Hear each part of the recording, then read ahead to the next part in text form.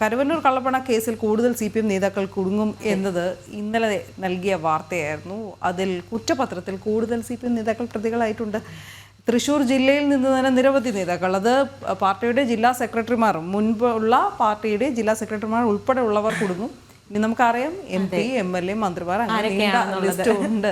എന്തായാലും ഈ കേസിൽ കൂടുതൽ അറസ്റ്റുകൾ ഇല്ല എന്ന് തന്നെയാണ് തൽക്കാലം അറിയുന്നത്. കേസിലെ മുഖ്യ ആസൂത്രകർ അറസ്റ്റിലാണ്. അതുകൊണ്ട് തന്നെ രണ്ടാം ഘട്ടത്തിൽ ED കൂടുതൽ അറസ്റ്റിലേക്ക് കടക്കാൻ സാധ്യതയില്ല എന്നാണ് റിപ്പോർട്ടുകൾ. 50 പേരുടെ പ്രതിപട്ടിക രണ്ടാം ഘട്ട കുറ്റപത്രത്തിലുണ്ടാകും. ഇതിൽ 10ഓളം പേർ CPMന്റെ പ്രാദേശിക നേതാക്കൾ മാത്രമാണ്.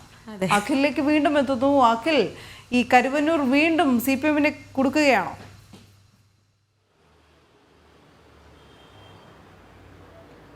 അനു, CPMനെ സംബന്ധിച്ചിടത്തോളം വലിയ കരുനിഴൽ തന്നെയാണ് കരുവന്നൂർ എന്ന് പറയുന്നത്. കാരണം CPMന്റെ പ്രാദേശിക നേതാക്കൾ മുതൽ സംസ്ഥാന സെക്രട്ടേറിയറ്റ് അംഗങ്ങൾ വരെ, അല്ലെങ്കിൽ ജനാധിപത്യ സംവിധാനത്തിൽ നോക്കിയാൽ, പാർലമെന്ററി രംഗത്ത് നോക്കിയാൽ, പഞ്ചായത്ത് മുതൽ പാർലമെന്റിൽ വരെ പ്രവർത്തിക്കുന്ന CPMന്റെ ജനപ്രതിനിധികളൊക്കെ തന്നെ ഇതിൽ പ്രതിപട്ടികയിൽ അംഗങ്ങളായിക്കൊണ്ടിരിക്കുകയാണ്. CPMന്റെ സംസ്ഥാന കമ്മിറ്റിയിൽ അംഗമാകുന്നത് പോലെയാണ് കരുവന്നൂർ തട്ടിപ്പിൽ CPM നേതാക്കൾ അംഗമായിക്കൊണ്ടിരിക്കുന്നത്. P Satheesh Kumar, P Kiran Kumar, PR Aravindakshan, CR Jelson എന്നിവരാണ് കേസിൽ അറസ്റ്റിലായിരുന്നത്. 5 സ്ഥാപനങ്ങളിലടക്കം 55 പ്രതികളാണ് കേസിൽ ഇതുവരെ പിടിക്കപ്പെട്ടിട്ടുള്ളത്. തട്ടിപ്പിൽ നേരിട്ട് പങ്കാളിയാകുകയോ ആസൂത്രണം നടത്തുകയോ ചെയ്തവരാണ് ഇതുവരെ അറസ്റ്റ് ചെയ്യപ്പെട്ടതെങ്കിൽ P സതീഷ് കുമാർ ആയിരുന്നു ഇതിൻ്റെ ബുദ്ധി കേന്ദ്രമായി പ്രവർത്തിച്ചത്.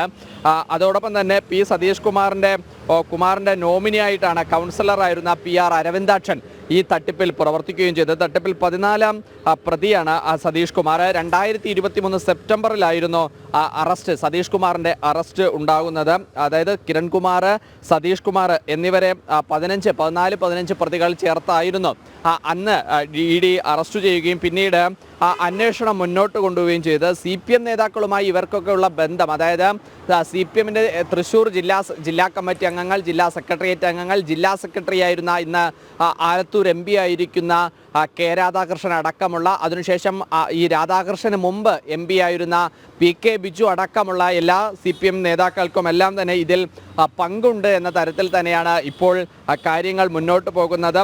ഇതിൽ കൂടുതൽ ആൾക്കാരെ അറസ്റ്റ് ചെയ്യാനുള്ള സാധ്യത മുൻ മന്ത്രിയായിട്ടുള്ള AC മൊയ്തീൻ, അതുപോലെ തന്നെ CPMന്റെ മുൻ ജില്ലാ സെക്രട്ടറി ആയിട്ടുള്ള MM വർഗീസ്, സംസ്ഥാന സെക്രട്ടേറിയറ്റ് അംഗം മുൻ MPയും കൂടിയായിട്ടുള്ള PK ബിജു എന്നിവരായിരിക്കും കൂടുതലായി പ്രതിപട്ടികയിലേക്ക് വരികയും പ്രതി ചേർത്ത, ഇപ്പോൾ നിലവിൽ അവരുടെ മേലൊരു അന്വേഷണം മാത്രമാണ് നടക്കുന്നത്. കൂടുതലായി അവർ പ്രതി ചേർക്കപ്പെട്ട് അറസ്റ്റ് ചെയ്യപ്പെട്ട് അന്വേഷണത്തിന് വിധേയമായി മുന്നോട്ട് പോകാനുള്ള സാധ്യത ഈ 3 CPM നേതാക്കൾക്കുമാണ്. അതോടൊപ്പം തന്നെയാണ് മുൻ ജില്ലാ സെക്രട്ടറിയും അതുപോലെ തന്നെ കേന്ദ്ര കമ്മിറ്റി അംഗവും നിലവിൽ ആലത്തൂർ MPയുമായ K രാധാകൃഷ്ണനും കൂടി ഇതിൽ ഭാഗമായി തീരാനുള്ള സാധ്യതയും നിലനിൽക്കുന്നത്. അനു, ശരി അഖിൽ.